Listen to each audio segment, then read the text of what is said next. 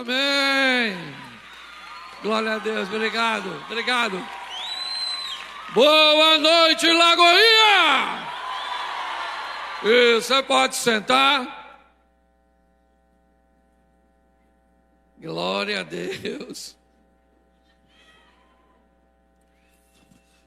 Bom, deixa eu pautar no que moveu meu coração para preparar essa mensagem, ou entender que essa mensagem cabia nesse culto.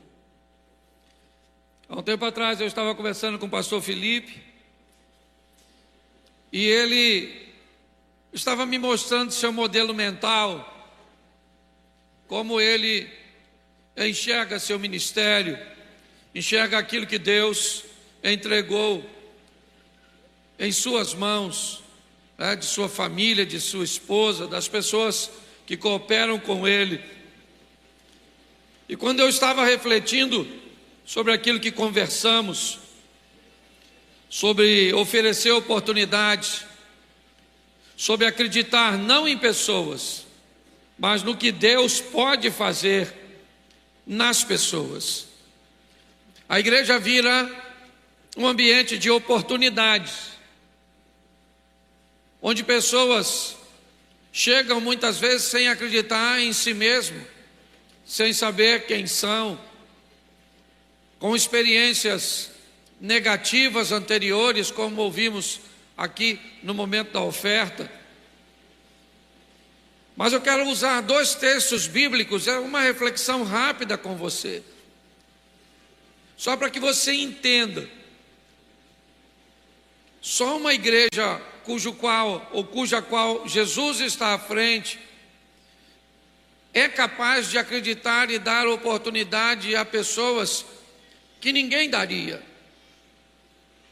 É ver alguém chegar nesse ambiente com o casamento destruído, com os filhos perdidos, com as finanças falidas, com uma doença para a morte e tantas outras coisas que pessoas muitas vezes traz consigo, ou o pior, que é chegar aqui com um casamento legal, cheio da grana, com saúde e infeliz. Pessoas que muitas vezes olham para a sua vida e dizem: eu tenho tudo, mas ao mesmo tempo é como se eu não tivesse nada, porque me falta alguma coisa. E a igreja tem acreditado nisso. Ela tem lutado para oferecer às pessoas oportunidades. Eu quero fazer uma alusão de 2 textos. E eu vou ler com você primeiro o Evangelho de João. Eu gosto muito desse texto, já falei dele uma vez aqui, mas hoje quero fazer uma colocação um pouco diferente. João capítulo 4, versículo 1 diz assim: quando o Senhor entendeu que os fariseus tinham ouvido que Jesus fazia e que batizava mais discípulos que João, ainda mesmo que Jesus não batizava, mas sim os seus discípulos, deixou a Judéia e foi outra vez para a Galiléia, e era-lhe necessário passar por Samaria. Repita comigo essa frase: e era necessário passar por Samaria. Isso. Foi, pois, a uma cidade chamada Sicar, junto à herdade que Jacó havia dado para o seu filho José. Estava ali a fonte de Jacó. E Jesus, pois, cansado do caminho, assentou-se junto à fonte. Era isso quase a hora sexta. E veio uma mulher de Samaria tirar água. E disse-lhe Jesus: dá-me de beber. Repita comigo: e veio uma mulher de Samaria tirar água. Isso. Marcos capítulo 5, verso 1. Chegaram ao outro lado do mar, na província dos Gadarenos. Repita comigo: na província dos Gadarenos. E saindo ele do barco, eis que logo saiu ao seu encontro do sepulcro um homem com espírito imundo. Repita comigo: um homem com espírito imundo, o qual tinha sua morada nos sepulcros, e nem ainda com cadeias o podia alguém o prender, porque tendo sido muitas vezes preso com grilhões e cadeias, as cadeias foram feitas por ele em pedaços e os grilhões em migalhas, e ninguém o podia amansar. Ele andava sempre de dia e de noite, clamando pelos montes e pelos sepulcros, ferindo-se com pedras. Feche os seus olhos. Senhor, em nome de Jesus, continua falando conosco, que o teu Espírito, ó Deus, ele tem liberdade neste lugar. Por isso, cura, liberta, transforma, restaura. Ó Pai, faz aquilo que lhe apraz nesse ambiente, em nome de Jesus. Amém, glória a Deus. Amém? Bom, eu quero mostrar a você duas pessoas que provavelmente seriam com muita facilidade descartadas em qualquer ambiente. Pessoas cujas quais a maioria não gostaria de ter por perto, não convidariam para uma festa na sua casa, não gostaria de ser visto numa foto no seu perfil da rede social. Pessoas que não tinham um estilo de vida muito agradável, muito louvável. Mas nós descobrimos algumas coisas aqui. Utilizando a palavra de oferta para dar uma base,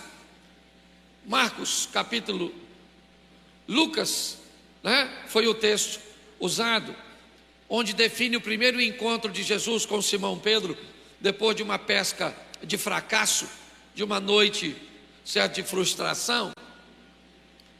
Nós descobrimos Jesus desenvolvendo o seu ministério na Judéia e na Galileia, levando a salvação ao povo escolhido, aos judeus. É verdade. Ele monta toda a sua equipe, toda a sua estrutura, mas o processo é muito maior do que aqueles 12 discípulos conseguem enxergar. Fazer com que aqueles homens em tão pouco tempo consigam romper com seus paradigmas seria muito difícil. Deus já está com seus planos para levantar alguém fora dos 12, certo?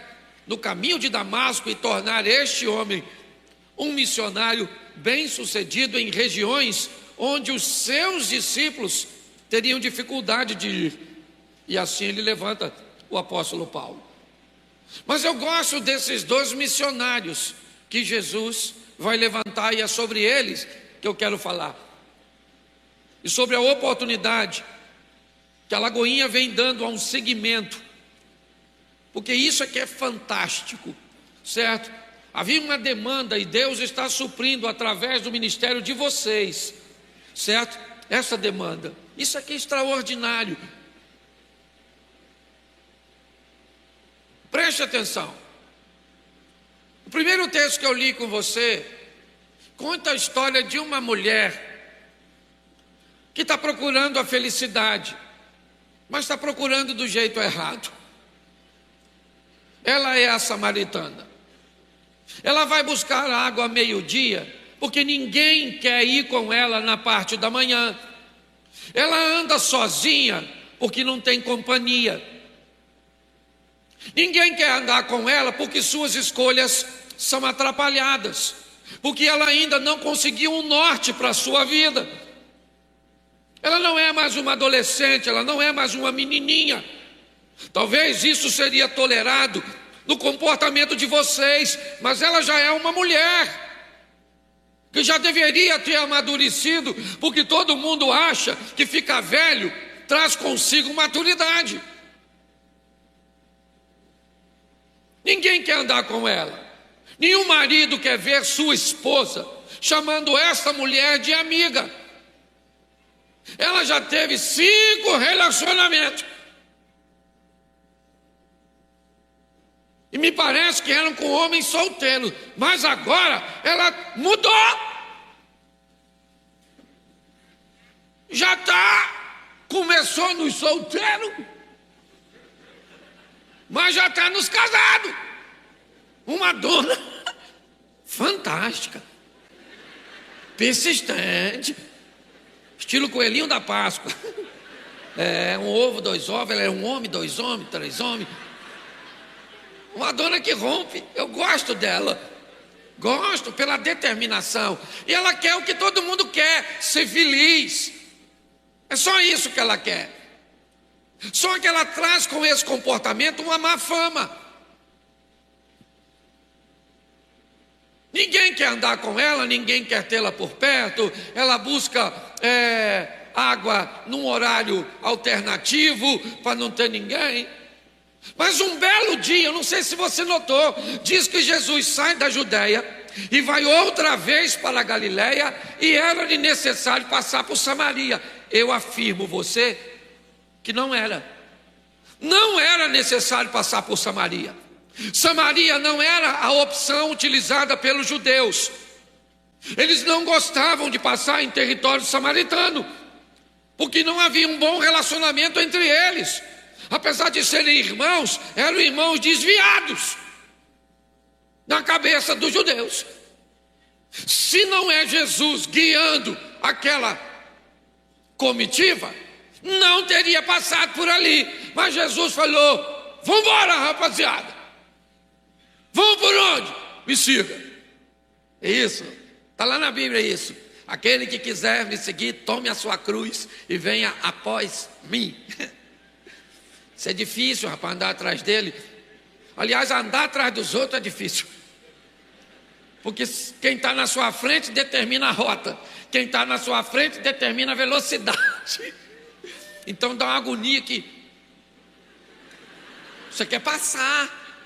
Você está com 28 anos e está querendo casar. Aí apareceu o cara, ele não é nem tão bom. Mas você já está naquela dinâmica de que aquele que vier a mim, de maneira nenhuma o lançarei fora. Certo? Você já está numa pressa de me socorrer. Aquela coisa. Então Jesus falou para a patota dele: vamos para Galiléia, mas vamos passar por Samaria. Ninguém vai contrariar ele, porque ele é o chefe dos crentes. Então eu imagino os caras olhando passar por Samaria. Ó. Será que ele não sabe que esse povo não presta? Sabe? Será que ele não conhece a fama desse pessoal? Conhece, está querendo mudar a vida dessas pessoas. Mas para mudar a vida das pessoas, ele precisa mudar a mente de alguém para trabalhar lá. Entendeu? Então lá vai ele. Chega perto do poço de Jacó, depois você lê, que eu não sou obrigado a ler tudo. Lá perto do poço de Jacó, ele está cansado, ele senta. É que se eu ficar lendo para você não tem graça. Aí ele sentou e falou para 12 discípulos. 12, quantos discípulos? 12. Vão ao centro da cidade de Samaria para comprar comida. Pô, tinham quantos na comitiva? Com Jesus? Quantos ele manda comprar comida? Pô, eu imagino os discípulos falando: pô, nós 12? Pô, 12, nem estou afim de ir lá, pô, vai. Pô, vai Judas que não é crente. Não é? Vai. Esse incrédulo do Tomé. Pô, eu não estou afim de ir lá não. Jesus falou: vai os 12 comprar comidinha. Entendeu? Porque eu estou afim de ficar sozinho. Eles não estranharam muito, porque volta e meia Jesus falava: oh, gente ruim, até quando sofrereis? É? Pastor é pastor em todo o tempo. Ele falou: eu quero ficar sozinho, dá licença. Vão os 12. Aí foram os 12 para Samaria. Contrariado, acredito eu. Vamos lá, rapidinho, compra comida. Quando eles saíram, quem é que chega? A dona. Essa que estava caçando homem. O João e Maria caçam a bruxa. Por que não pode caçar homem? A dona que gostava de homem estava dividindo um com o outro. Vem ela, modernérrima. Quando ela olha na beira do poço, o que tem lá? Um homem. Mas aquele não vai rolar, porque ela é samaritana e ele é judeu. De longe ela deve ter visto. Quantos homens ela já teve? E agora estava nu. Então Jesus é o, e 7 é o número da, isso aí. Ela vai encontrar o 7º homem, o homem perfeito, o homem que não quer seu corpo, quer sua alma, o homem que não quer tirar prazer dela, mas quer oferecer prazer a ela, não com seu corpo, mas com um novo estilo de, mas ninguém queria ela. Então vem ela com a cordinha e o cântaro. Olhou Jesus, falou: nossa, um judeu ali, hoje vai ser ruim pegar água. Vai ela lá tranquilona pegar água, coitada. Quando de repente Jesus fala assim: ô dona, essa é a minha tradução, tá bom? Estou com sede, a senhora pode me dar de beber? Ela falou: como tu, sendo judeu, ousa falar comigo, que sou uma mulher samaritana? Em outras traduções, como o senhor ousa falar comigo, sendo eu uma mulher decente, estando sozinha, quebrando os protocolos? Jesus olhou e pensou: decente, dona. Decente. Se a senhora é decente, as indecentes são as profissionais do sexo. Olha para mim, não perca, não pode rir, não pode perder a mensagem, certo? Ela falou: como o senhor ousa falar comigo, sendo tu judeu e eu uma mulher samaritana? E Jesus falou: oh, dona,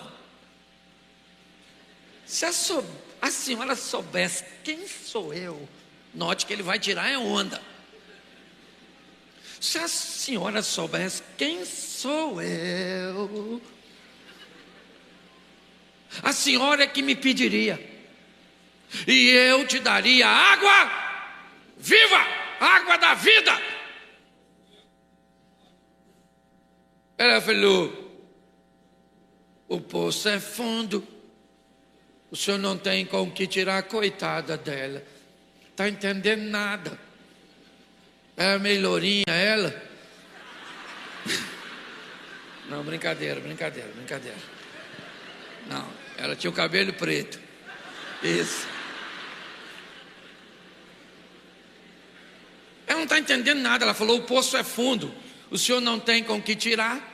És tu maior que o nosso pai Jacó, que bebeu ele mesmo deste poço, como também toda a sua família e todo o seu gado? Jesus disse: mulher, presta atenção, aquele que beber desta água tornará a ter, porém aquele que beber da água que eu lhe der nunca mais terá, porque a água que eu lhe der se fará um manancial. Presta atenção, ela não vai matar a sua sede, ela vai jorrar de dentro de você. Ela falou: onde pois o senhor tem dessa água? Me dê um pouco para não tornar aqui a apanhá-la. Ela não gosta do poço não, gente. O poço é o inimigo dela. Porque todos os dias quando ela vai buscar água, ela vai sozinha. E aí a mensagem diz para ela que ninguém quer andar com. E o culpado quem é? O poço. Sim, muitas vezes nós cometemos erros, mas não conseguimos olhar para nós mesmos. Olhamos para os outros. Ninguém quer andar com a gente porque ninguém presta. Eu não vi, preste atenção, nós precisamos corrigir a rota. Jesus está precisando de alguém para pregar em Samaria. Ele precisa de uma missionária. E quem vai ser essa missionária? Essa dona bagunçada. Jesus é meio doido, não é não? Fala sério. Você escolheria uma mulher que já teve 5 homens? Que adjetivo você daria para ela? Não dá não. Numa visão bem moderna, você poderia até chamá-la de mulher peixe. sem querer agredi-la, mas já agredindo. Mas ela só queria ser feliz.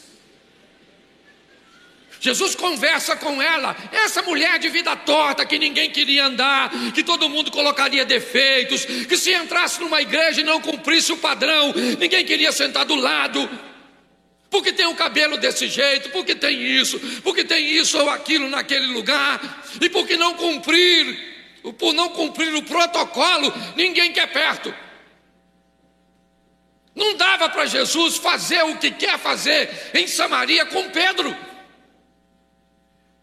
com João, com André. Não dá para fazer. Então ele precisa achar alguém que tenha o perfil de alcançar aquelas pessoas. E quem é? Aquela mulher. Quando Jesus conversa com ela, e lê depois, ela deixa o cântaro para trás e sai correndo para a cidade. O cântaro é um sinal. Qual é? Ela vai voltar. Quando ela está saindo, os discípulos estão chegando com as sacolinhas de compra, cheio de fome, crente. Chegou perto de Jesus, viu a mulher saindo, ninguém falou nada.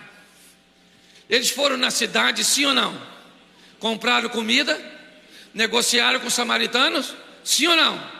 Pagaram e voltaram, tudo certinho, tá bom? E a mulher foi. Ele diz: Jesus, vamos comer. Jesus disse: não, não vou comer não. Come vocês, eu tenho um alimento, eu já estou alimentado. Eles não entenderam muito e estão comendo. Eu imagino Jesus olhando para o cântaro, por o cântaro era o sinal de que ela ia. Ele enviou para Samaria uma missionária, e lá vai ela. Quando ela chegou lá em Samaria, ela falou para os homens: preciso contar para vocês um babado. Fui pegar a água, menino, tinha um homem lá. Alguém deve ter mais um, né, dona? Ela disse: não, aquele homem lá é um homem de fé. Eu acho que eu encontrei o Messias. Fala Messias. Eu imagino a cara dos homens. O Messias jamais vai falar com a senhora, dona. O Messias é o Salvador, o Filho de Deus.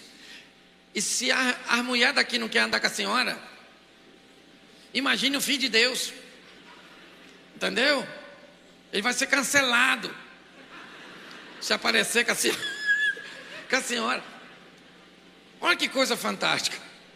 Ela falou: não, gente, estou falando sério. O Messias, ele falou comigo, ele me disse tudo quanto eu tenho feito, ele me ofereceu uma água, ele matou minha sede. Eu perdi até a vergonha do poço, deixei até o cântaro lá, que eu estou voltando. Mas sabe o que é mais legal? É o discípulo estar fazendo lanche, e quem é que vem lá? A samaritana, a missionária. Vem ela, provavelmente ainda no meio da conversão, doidona, falando com os homens: bora, rapaziada, quem pegou, pegou, quem não pegou, não pega mais. Vambora. Sob nova administração. Escute só, porque a mudança, ela não vem de forma imediata sempre. Isso aqui é um laboratório de transformação. Então pare de criticar quem ainda não chegou no seu nível. Tem gente de todas as fases. E eu imagino Jesus olhando, e vem ela, com aquele montão de samaritano. Sim ou não? E pior, eu imagino ele olhando para o discípulo. Vocês foram lá, né? Compraram comidinha, falaram para eles que eu sou salvação? Não, né? Eles que vão para o inferno. Agora dá uma olhadinha numa missionária que eu discipulei rapidinho. Não é para ela não.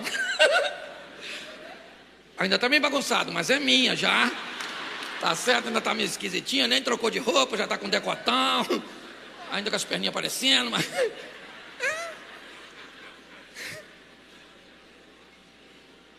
Eu acho isso extraordinário. Sabe, uma igreja que é capaz de olhar não para quem as pessoas são, mas para quem elas podem se tornar na presença do Deus que ela representa. Isso é extraordinário.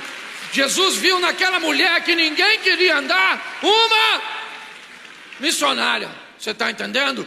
Eu não sei qual é a sentença, as pessoas querem andar com você, se não querem, onde você está. Eu sei de uma coisa, essa igreja representa um Deus de transformação. Amém? E quem dá oportunidade para a gente em transformação tem que ter costa larga, porque apanha. Nossa, deu oportunidade para fulano. Será que não sabe o que fulano está fazendo? Sabe, claro que sabe. Mas está depositando um pouco de confiança para ver o quanto Deus a ama, para mudar de vida. Não é conivência, é amor e oportunidade. É assim que acontece. Mas vamos para o segundo texto, senão nós ficamos num sonho e não termina. E eu estou pregando tanto, falei, que esse dia eu cheguei em casa e falei para minha mulher: "Ó paz do Senhor,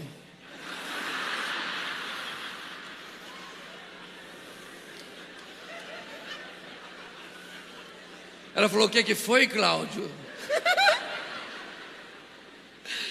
Eu falei: "Abra sua Bíblia em Mateus capítulo 5. Ela falou: "Não entendi, Cláudio." Eu falei: "Então vamos só cantar um hino para acabar o culto." De tanto que eu estou falando, hoje é a quarta vez que eu estou pregando, irmão. Estou falando para você. Esse dia eu fui pregar numa igreja, era 5 mensagens, pastor Márcio, e tinha que repetir. É a mesma mensagem 5 vezes, Felipe. Eu comecei pregando sobre José. Na última mensagem, o José já estava pegando a mulher do Potifar. De tão atrapalhado que eu fiquei. Falei: sangue de Jesus tem poder. Olha para mim aqui. Segundo texto. Jesus entra num barco, finalzinho da tarde. Um advérbio de tempo narrado por Marcos.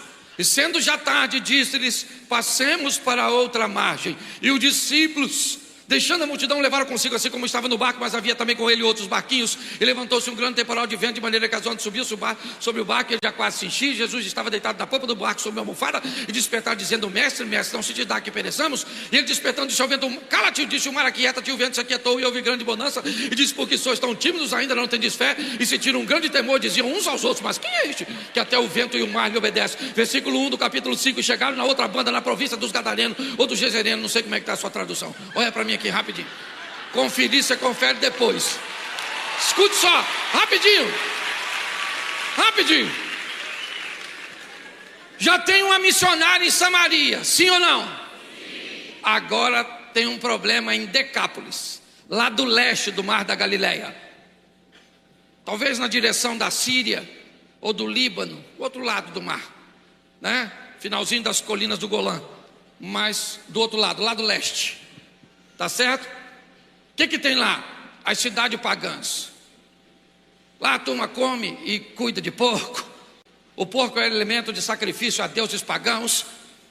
Mas Jesus está a fim de salvar aquela turma, porque ele veio para salvar todos, porque todos pecaram e destituídos estão da glória de Deus. Se você é rico, sem Jesus vai para o inferno. Se é pobre, sem Jesus, vai para o inferno.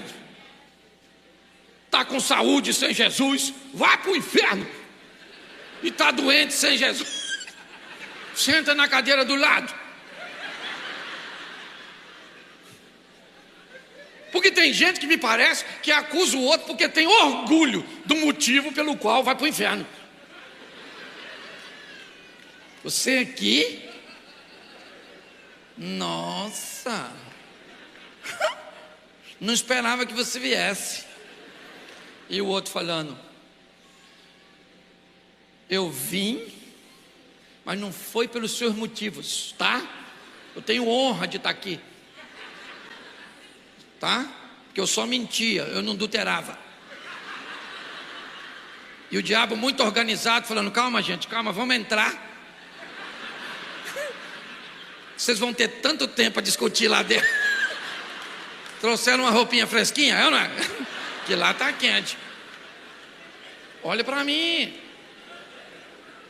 Jesus entra num barco, enfrenta a tempestade, a incredulidade dos discípulos e o que você achar de mais oposição.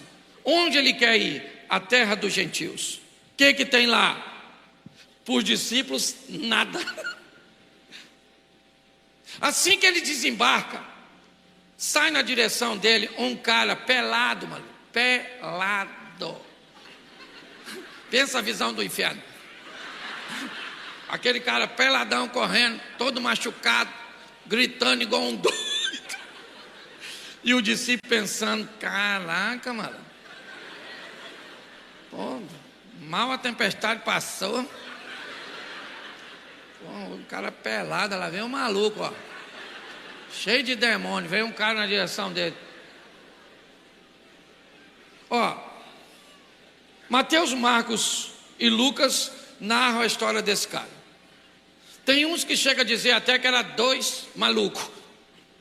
E não tem nada de errado, tá bom? A Bíblia só permite que isso aconteça para que os pesquisadores tenham material de pesquisa. Eu gosto de frisar isso. Quando você ouve um cego ou dois cegos, quando a Bíblia é lida por alguém que tem fé, basta uma informação e ela é suficiente, acabou. Quando a Bíblia é lida por um pesquisador, ele vai avaliar ponto a ponto. E nenhum fato é visto da mesma forma por duas pessoas. Não tem como. Eu estou aqui olhando, e se alguém me perguntar depois o que eu vi, eu posso narrar que eu vi uma mulher com um casaco bege ao lado de um homem de um casaco preto. Mas se eu perguntar a um deles que estão aqui, eles vão dizer: não, eu vi à frente um casal com um casaco jeans. Isso define apenas que a reunião aconteceu. E o pesquisador sabe que aconteceu porque duas visões diferentes do mesmo fato aconteceram. Se eu dissesse que vi a mesma coisa que eles, sabe o que o pesquisador diria? Que eu copiei deles. Mas quando a Bíblia permite que uma história seja contada 3, 4 vezes, acrescentando fatos que o outro não deixou passar, o pesquisador disse: ele curava cego, ele curava pessoas, ele libertava pessoas. Você está entendendo? O que o desavisado pensa que é uma contradição, na verdade é Deus afirmando que aquilo aconteceu. Mas todos eles concordam que o cara tinha demônio, que andava pelado, que morava no sepulcro e que atacava as pessoas. Um perigo para a sociedade. Mas Jesus viu nele um missionário. Doidão. Chega na igreja quase pelado, todo esquisito, com linguajar pesado. Jesus chegou lá. Vem o peladão correndo na direção. Nem foi Jesus que foi o pelado que veio. O pelado veio, já chegou pelado. Que tenho eu contigo, filho do Altíssimo? Jesus falou: como é que é seu nome, querido? Aí o demônio falou assim: nosso nome é Legião, porque nós somos um montão. Jesus falou: não quero saber o ambiente coletivo, sai dele agora. Os demônios falaram: nós podemos entrar nesses porquinhos? Jesus falou: nos porquinhos pode, é só sair dele. Aí saíram dele e entraram nos porquinhos. Aí quem é que chegou? Quem cuidava dos porquinhos. E falou: cadê os nossos porquinhos? Pô, tinha um montão de porquinho aqui, nós, pô. Alguém falou: foi ele, ó. É um matador de porquinho. Tinha uns demônios naquele cara lá. Aquele cara estava pelado, maluco. Um perigo para a sociedade. Agora está lá vestido, conversando. Mas sabe o que custou? Os porquinhos. Alguém falou para Jesus: Jesus, vai embora agora da nossa terra. O Senhor matou nossos porquinhos. Jesus falou para a rapaziada: todo mundo no barco. Eles pensaram: o que viemos fazer aqui, meu Deus do céu? Capítulo 5 de Marcos, capítulo 7, finalzinho. Jesus volta a Decápolis pelos termos de Tiro e de Sidom. 2 anos e meio depois, Jesus volta a Decápolis para fazer a segunda multiplicação dos pães. Sabe o que tem lá? 4.000 pessoas, sem falar mulheres e crianças, para ouvir a palavra de Deus. E quem foi o missionário que Jesus deixou naquelas terras? Ele deixou alguém que ninguém acreditava. Mas Jesus não olhou para o presente, ele olhou para o futuro. Deixa eu falar uma coisa para você: isso é a igreja. Hoje ela faz 20 anos, está ali o homem que começou tudo isso aqui. Daqui uns dias, uns anos, ele não vai estar mais aqui, mas a igreja, o legado vai ficar. Entendeu? Porque é muito maior do que nós. E é muito legal ver a mente do Felipe acreditando nas pessoas. Eu falei: Felipe, como é que o povo chega lá? Ele falou: pastor, chega. Eu não vou nem falar para não escandalizar. Só samaritano e gadareno. Falou não. Isso aqui bota na minha conta, tá bom? Nossa, acabei com a igreja agora. Mas é isso aí, querido. Eu não sei como é que você está. Está bagunçado, está perdido, está não sei o que, está não sei o que, e não deu certo. É aqui mesmo. É aqui mesmo. Aqui é um lugar de transformação, um local de acolhimento, tá certo? Está fazendo 10, vai fazer 20, 50, porque assim, até a volta de Jesus nós vamos estar pregando: Deus pode transformar a sua vida.